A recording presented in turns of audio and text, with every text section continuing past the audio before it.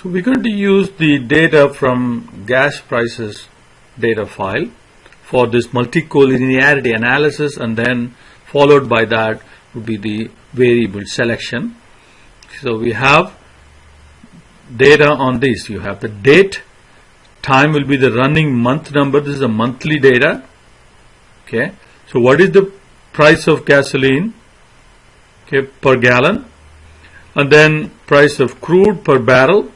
What is the unemployment rate, S&P 500 index value, PDI is personal disposable income, consumer price index, and housing starts for that number. So we have the estimation sample and the holdout sample. Now, for the purpose of forecasting the price of unleaded gasoline, now if you're going to use this data, then we're going to have to predict what the crude price will be, what the unemployment rate will be, and what the other values will be to predict the value of the unleaded, the price of the unleaded gas. So your forecasting task becomes that much more complex. Instead of trying to forecast one value, now you're trying to forecast 16 or 15 or whatever. Like here we have what 1, 2, 3, 4, 5, 6, 6 different values, and then we are going to have to forecast unleaded. Instead, suppose if we lag everything, instead of the crude price through housing start in the same month, suppose if we take the January independent variable values and pair that against February unleaded price.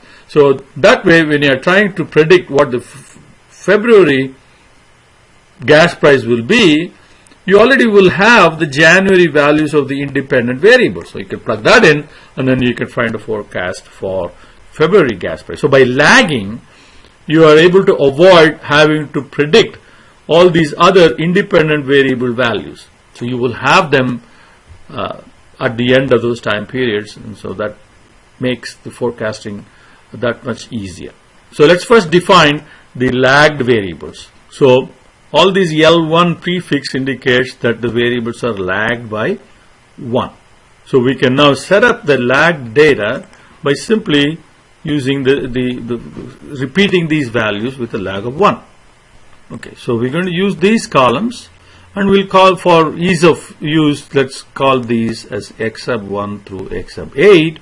So here, since we're lagging by 1, okay, so this is the auto-regressive part, because we are lagging the unleaded gas price and using that also as a dependent variable. So the X sub 1 variable is auto-regressive variable.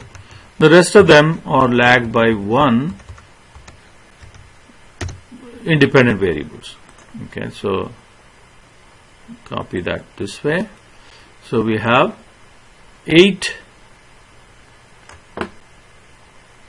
Okay, now the time is not that.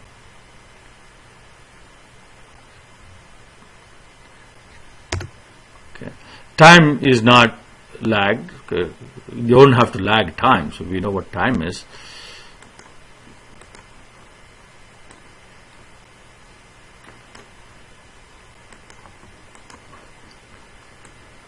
Okay, copy that.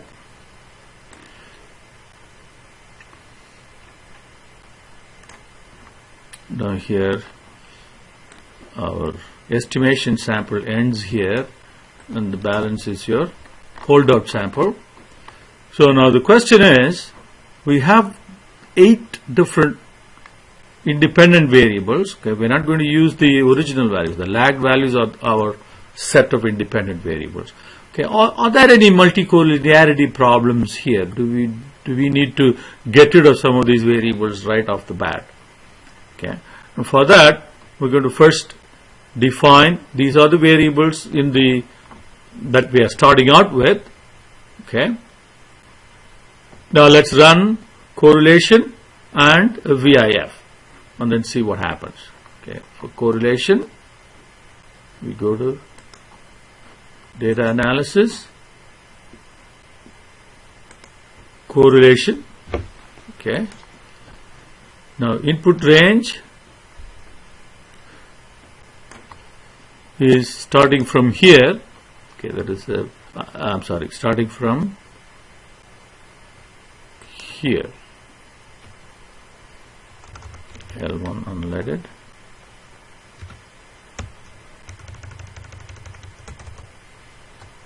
okay, there is no label here, and the output range, okay, here. So now we have the correlations.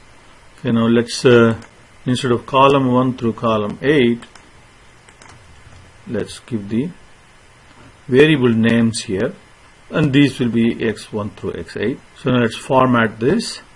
So now you see here are some correlations that are so large. So here is another one, here is another one. Okay, so we do have some significant autocorrelation problems. Okay, now let's run a VIF. Okay, this is an array function. So we have all the 8 variables. So first thing to do is to highlight 8 cells. Okay, and then do VIF. So if you have enabled content, VIF will show up. If you don't see VIF as a function, that means you have not enabled content. So you have to close the file, save it, close the file, open it again, make sure that you enable content. Now VIF, okay, now you go and include, so starting from here, okay, all the way down up to that point. Okay, close, and then do Control Shift Enter for the array function. Okay, so now we have the VIF values. Okay, and as you can see, there are some VIF are way too high. We have like the thumb rule is like 10 or something, and here these are so huge.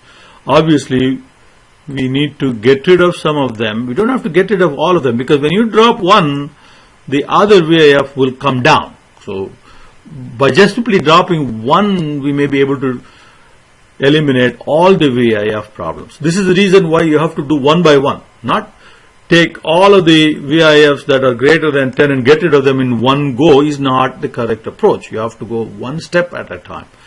So between L1 PDI and L1 CPI, that is X5 and X6, okay, so you see X5 and X6, so here is the correlation, and X5 and X8 is also highly correlated, okay, and X6 and 8. So let's see, let's get rid of 6 and then see what the new VIF is going to be like.